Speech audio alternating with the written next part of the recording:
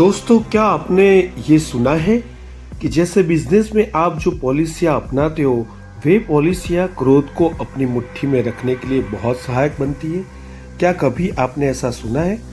आपने बहुत जगह पर देखा होगा, कई दुकानों में ऐसा तख्ता लगा हुआ आपको दिखेगा, आज नगद कल उधार, कैश टुडे क्रेडिट टुमारो। इसी सूत्र को क्रोध पर कंट्रोल रखने के लिए इस प्रकार समझे, आज क्षमा कल गुस्सा, आज उदारता कल कृपणता, आज नम्रता कल अभिमान, आज सरलता कल माया, आज यानी इस भाव में, कल अर्थात अगले भाव में। दोबारा इस वाक्य को दोहराए, इस भाव में क्षमा, अगले भाव में क्रोध। क्रोध का आवेग आने पर यदि इस वाक्य को सामने लाओगे तो तुरंत ही आवेग और आवेश मंद हो जाएंगे, शांत हो जाएंगे, नेस्त नाबूद हो जाएंगे। क्रोध की वह पल बहुत नाजुक होती है। यदि मन को 2-5 मिनट तक संभाल ले, चुप्पी साधे बैठे, तो अवश्य आपके पांव तले क्रोध की चोटी दब जाएगी। धीरे धीरे गुस्सा आना भी बंद हो जाएगा। कोई अपने साथ दुर्व्यवहार करे तब क्रोध करने के बजाय उस दुर्व्यवहार को सकारात्मक दृष्टिकोण से देखो। शायद आपके उस दृष्टिकोण से दुर्व्यवहार करने वाला भी सुधर जाए। ऐसे ही एक छोटी स्टोरी है। संत के पास वाद विवाद करने के लिए एक दिन एक पंडित आया। वैसे तो संत चर्चा करने में नहीं मानते थे, परंतु पंडित के अति आग्रह के सामने उन्होंने स्वीकृति दी। संत तो शास्त्र के पारगामी थे, शास्त्र को जाना भी था और जीवन में उतारा भी था। पंडित तो सिर्फ सतह पर छप छपाता था। आखिर वही हुआ जो होना था। चर्चा में पंडित परास्त हो गया। क्रोध से वह आग बबूला हो उठा, गुस्से से झुंझलाने लगा। संत का सिर गंजा था। संत का अपमान करने के लिए उस पर जोर जोर से टकोरे मारने लगा। कहीं न कहीं तो क्रोध को उतारना ही था। पास में बैठे हुए संत के भक्तजन संत के इस अपमान से आवेश में आ गए। वे कुछ कर बैठे, उसके पहले ही संत बोले, देखो कुछ मत करना, यह तो बड़ा पंडित है, सब कुछ सोच समझ कर करता है।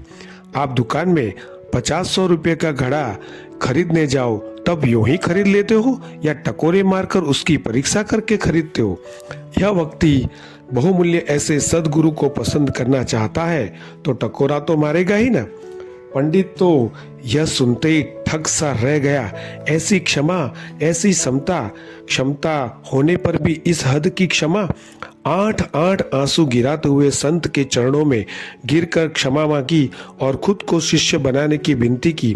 इतना बड़ा परिवर्तन आया वह एकमात्र क्षमा के प्रताप से।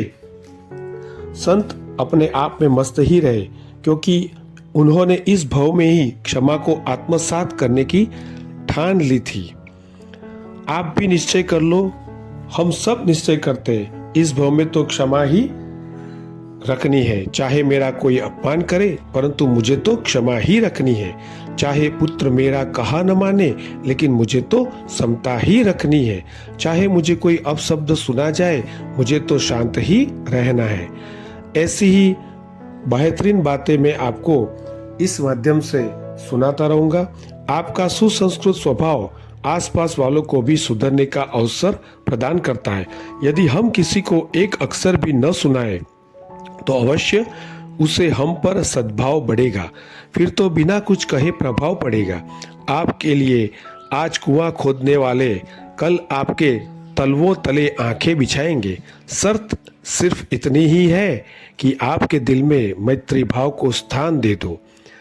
यही हम सबको इस माध्यम से समझना है। मैं आपको इस चैनल पर आने वाले समय में हाउ टू कंट्रोल एंगर, क्रोध को अपने जीवन से कैसे दूर भगाना है, जीवन में अगर शांति का स्थापन करना है तो हमें क्या करना चाहिए। हमें परमात्मा महावीर ने एक ही सिखाया है कि अगर आप में प्रतिकार करने की शक्ति है, फिर भी आप सहन करना सीखिए, जिसे आजकल हम सुनते हैं बड़े बड़े संत महात्माओं से और बड़े बड़े सक्सेसफुल इंसान जो भी बिजनेस में है, वो लोग बोलते हैं लेट गो करो।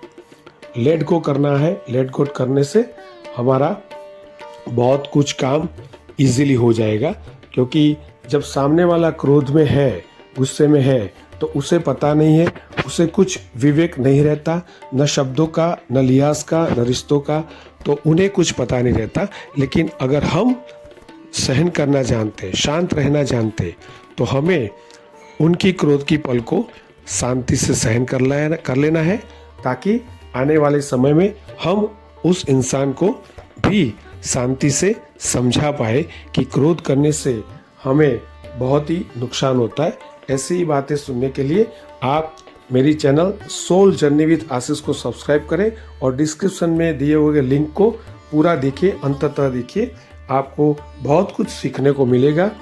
क्रोध, ईर्ष्या, माया, ईगो, इस सब को हैंडल करने के बहुत सारे वीडियो हमने बना के रखे हुए हैं और मैं चाहता हूँ सभी का जीवन सुखी संपन्न हो और शांत हो और क्रोध को छोड़ दीजिए आज ही। इसके साथ मैं समाप्त करता हूँ। प्रणाम, थैंक यू वेरी मच।